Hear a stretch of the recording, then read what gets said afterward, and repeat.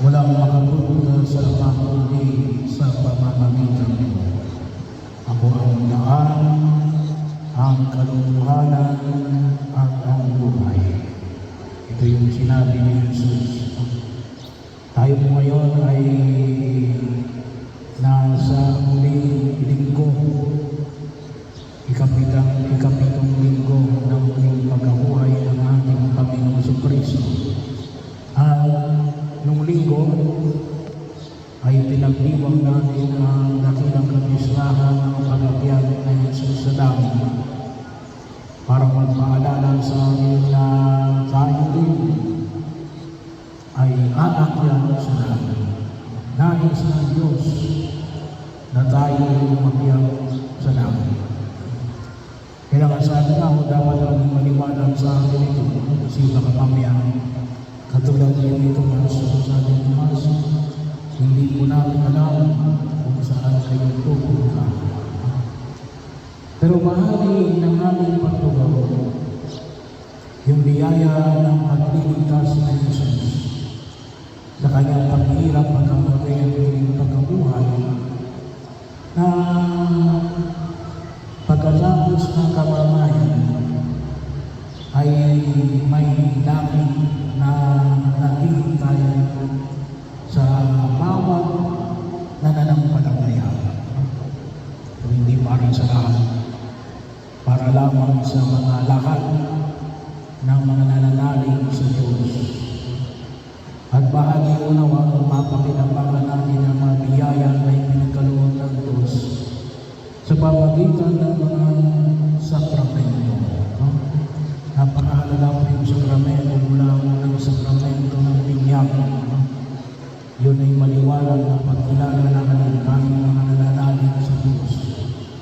Pero hindi naman sa binyag. Kinakailangan natin pagtibayin, kaya meron tayong confirmation, kumpil.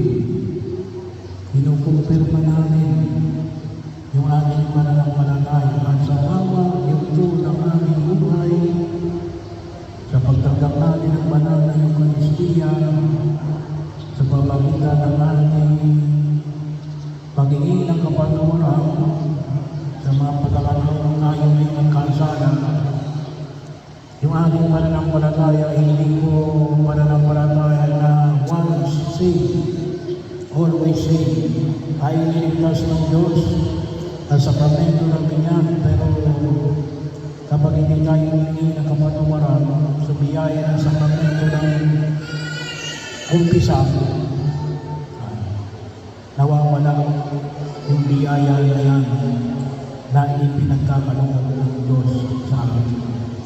Kaya kinakailangan pagtibayin natin yung pananampalataya na yan habang tayo nabubuhay sa daigdig na ito. Ang dinudulog natin na naman, si Mirna, ay nagsumikap na mapakinabangan ang mga biyayang ito, lalong-lalo na sa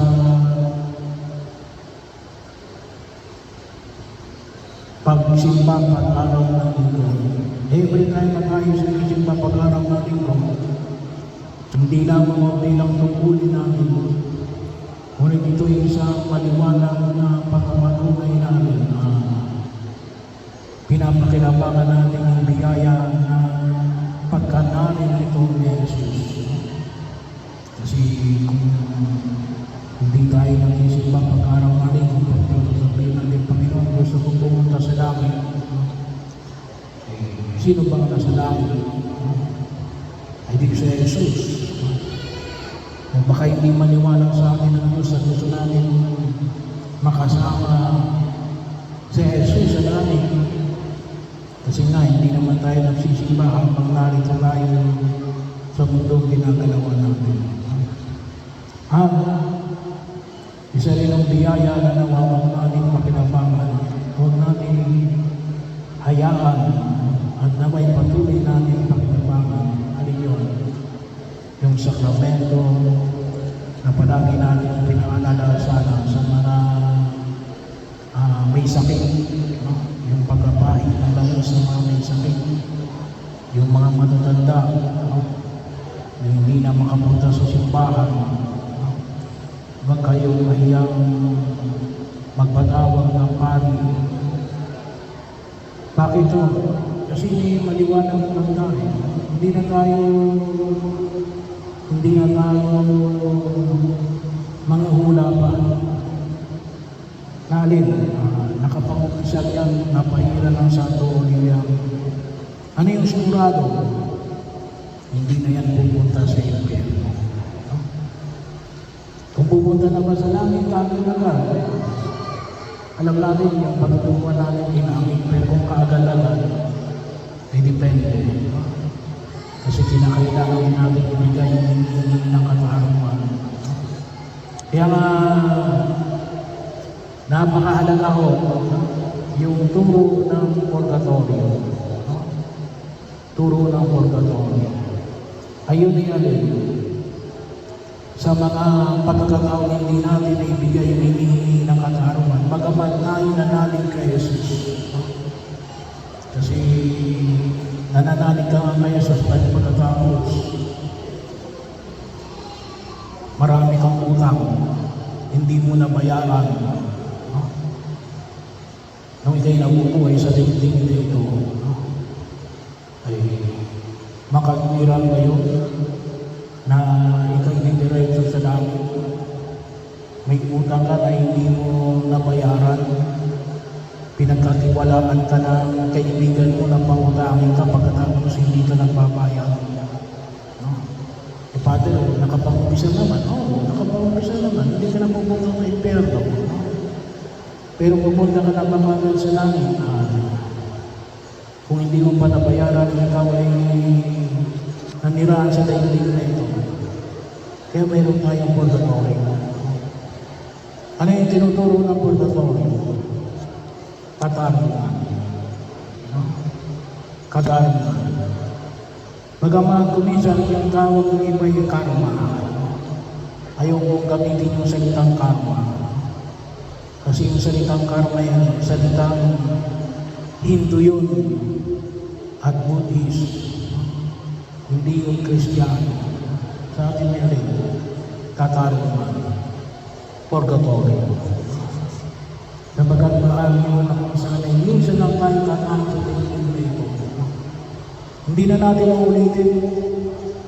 Huwag ko kayong maniwala na sinasabi ng iba na kapag mabait ka, magiging mayaman ka sa susunod na buhay. At kapag naging salbahe ka, magiging aso ka. Hindi mo totoo yun. Minsan lang tayo tataan sa daigdig na ito. At ang susunod na buhay ay ang buhay na inihanda ng Diyos katulad ng pinamanig niya kay Tomas na sa mga lagang. Ang dakal, ang katotohanan, at ang buhay. Kaya mahal din mo.